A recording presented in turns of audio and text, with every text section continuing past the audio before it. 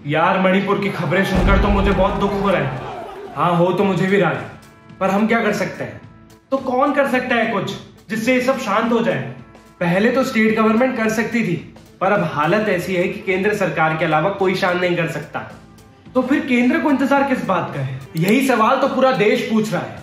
देख, ये तो बहुत सोचने वाली बात है कि 3 मई को शुरू हुई हिंसा को अब 90 दिन हो गए, जिसमें 150 लोगों से अधिक की जान जा चुकी है। बहुत से एक्सपर्ट्स का कहना है कि जो हालत आज मणिपुर में है, उससे काफी पहले ही मणिपुर में राष्ट्रपति शासन लग जाना चाहिए था, पर मणिपुर में ना सीएम बदले और ना राष्ट्रपति शासन लागू हुआ। पर ऐसा क्यों? देख, कुछ समय पहले मणिपुर के एक जर्नलिस्ट ने लिखा था कि मणिपुर में कुछ स्थानीय संगठन है जो अलग मणिपुर चाहते हैं और वो कभी भी केंद्र सरकार की मदद नहीं लेना चाहते थे। इस वजह से केंद्र सरकार मामले को रोक नहीं रही, ताकि अंत में सबको केंद्र की ताकत समझ आ जाए। अब ये सच है कि नहीं ये पता नहीं, ये तो बस एक जर्नलिस्ट की खबर है। लेकिन यार 90 दिन तो काफी लंबा समय होता है। ऐसा क्या मसला है जिसकी वजह से दंगे रुक नहीं रहे? दंगों के कारण इंडिया लीडर के पिछले वीडियो में है, डिटेल में उसको देखना। आज मैं उसके आगे की खबर बताता हूँ, जिसमें सबसे ज्यादा चर्चित मुद्दा है वो वायरल वीडियोस जिसमें मणिपुर की औरतों को बिना कपड़ों के रोड पर चलाया गया और उनके साथ गैंगरेप हुआ। वीडियो तो 19 जुलाई को बाहर आया, पर एक घटना मई के महीने की। इन औरतों के साथ जो कुछ भी हुआ उसके पीछे सिर्फ एक फेक न्यूज है। फेक न्यूज में एक औरत की फोटो पोस्ट की गई प्लास्टिक में लिपटी हुई, जिसमें लिखा था कि कुकी समुदाय के लोगों ने मेथई समुदाय की औरतों का रेप कर दिया। और बाद में पता चला वो फोटो पिछले साल की है और दिल्ली की है। मणिपुर से उसका कोई लेना देना ही नहीं है। और फिर इस घटना के 77 दिन बाद जब वीडियो वायरल हुई, तब जाकर पुलिस ने कार्रवाई शुरू की और एक ही आरोपी को पकड़ा। पर यार अब तो केंद्र सरकार को कुछ करना चाहिए। बिल्कुल करना चाहिए और करना भी पड़ेगा, क्योंकि अब मणिपुर में पुलिस नाम की चीज नहीं बची है।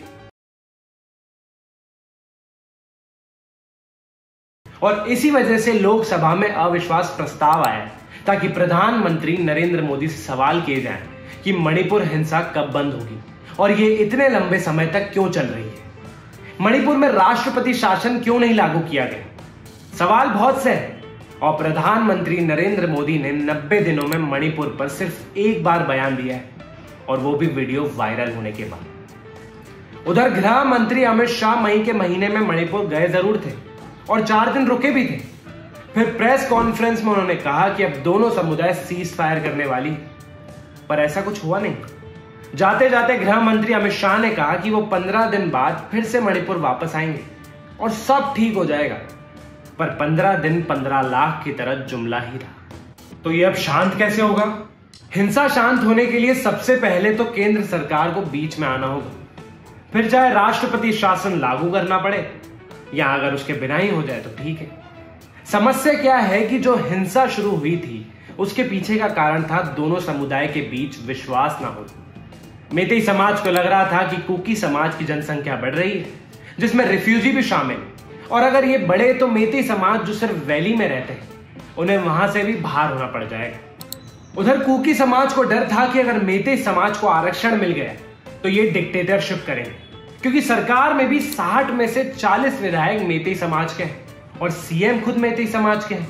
तो भाई, इन दंगों को रोकने के लिए सरकारों को सबसे पहले दोनों समाज को अपने विश्वास में लेना होगा कि आप जो भी सोच रहे हैं वैसा कुछ नहीं होगा। ये मणिपुर आप सबका ही रहेगा। और साथ ही म्यांमार की सीमा पर रोक लगानी होगी, क्योंकि म्यांमार की 350 किलोमीटर की सीमा में कोई फेंसिंग तक नहीं है। अब इस मामले पे कोर्ट क्या कर रहा है? कोर्ट का तो काफी कुछ कहना है।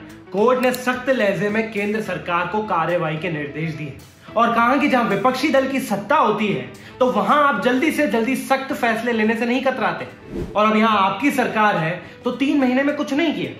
और साथ में हाल ही में कह दिया कि महिला उत्पीड़न के मामलों में दूसरे राज्यों से मणिपुर की तुलना नहीं कर सकते।